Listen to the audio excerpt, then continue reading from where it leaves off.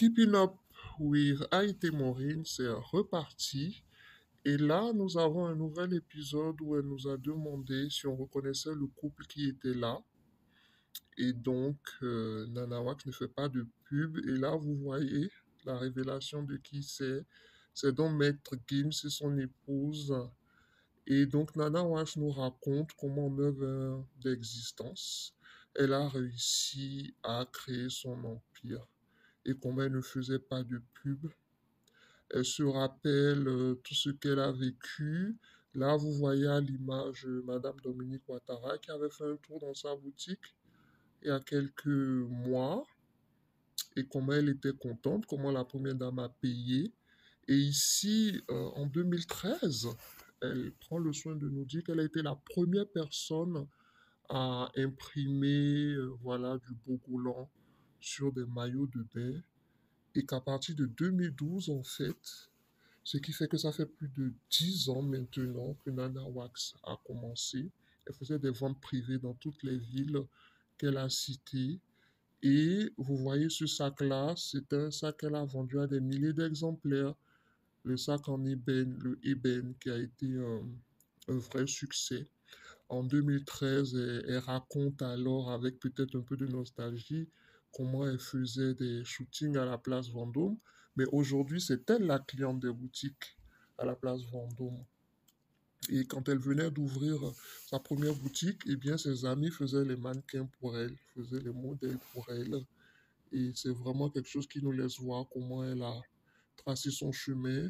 En 2013, c'est-à-dire un an après avoir ouvert sa première boutique, elle a été nommée parmi le top 10 des femmes entrepreneurs francophones.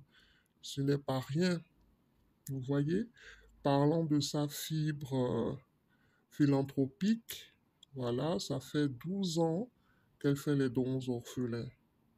Et cette année, c'était la première année où elle a accepté les dons. Elle continue avec son parcours, avec des photos qui font un peu sourire. Elle nous raconte la story time derrière. Et là, elle nous parle de cette photo qu'elle a beaucoup partagée où il y a sa mère et sa grand-mère qui étaient ses mannequins forcés. Donc, c'est vraiment nostalgique quand on sait qu'elle a perdu sa grand-mère il y a quelques années. Et elle se rappelle une fois de plus des ventes privées qu'elle faisait. Et là, c'était à New York. Il y avait toujours une grosse communauté qui se déplaçait pour venir faire les achats. Et là, elle nous parle de IM, une des premières célébrités qu'elle a habillées, qui était venue à sa boutique à Cotonou pour vraiment refaire sa garde-robe. Et à chaque fois qu'elle passait à Cotonou, cette dame, eh bien, elle venait dans la boutique Nana Wax, la première boutique, pour pouvoir prendre son stock d'habits. La première blogueuse aux États-Unis qui a aussi fait l'éloge des tenues Nana Wax pour dire que quand c'est bon, voilà, on ne paye pas, ça se fait naturellement. Première célébrité et actrice ivoirienne ici qu'on est en train de voir et qui est devenue une de ses grandes sœurs. Vraiment un long parcours. Et la veste, la fameuse veste sapée comme jamais qui était sortie dans le même temps que la chanson de Matt Gibbs, justement, sapée comme jamais, qui a fait le beau temps dans beaucoup de fêtes. Et ici, où elle avait fait un défilé, là on reconnaît Fali Poupa sur la photo. Grâce à Isabelle Becky, elle a dit une des rares fois. Et la première Miss France qui s'est habillée, rappelons que la Miss France, elle est franco-béninoise. Donc, Flora Coquerel, qui a adoré les habits. Et vous avez aussi Madame Bonon qui avait porté une de ces éditions de maillot de Nana Wax, hein, qui a fait beaucoup, beaucoup de succès.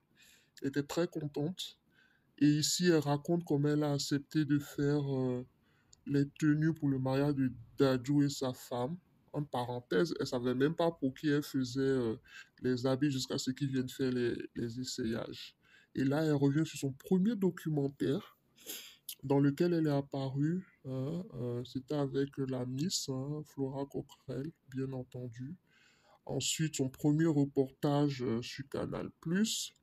C'est un long parcours, hein, vraiment un long parcours. Hein. qu'elle a fait à Ité avec sa marque. Ici, elle revient une fois de plus sur Maître Kim et sur Demdem, la première fois qu'ils ont porté Nana Wax. Elle nous raconte la story time derrière. C'est très amusant. Et le dernier event qu'elle a fait pour Nana Wax, c'était il y a 2 ans, la dernière vente privée. C'était il y a 2 ans. Et donc, vous pouvez vous imaginer tout ce qu'elle a fait, cette dame, pour en arriver là. Et que, voilà, en décembre, elle reçoive sa médaille, qui est vraiment le résultat de 10 ans de travail clair et acharné. Il y a de quoi être fière. Et elle peut être fière d'elle-même avant que les personnes qui l'aiment bien ne soient fières d'elle. Et là, vous voyez vraiment le témoignage d'une dame qui dit comment elle a été bien servie, elle est satisfaite du service chez Nana Wax. Là, vous voyez une des photos de décembre où elle a été décorée par la ministre qui est venue en Côte d'Ivoire pour ça. Donc voilà, bravo.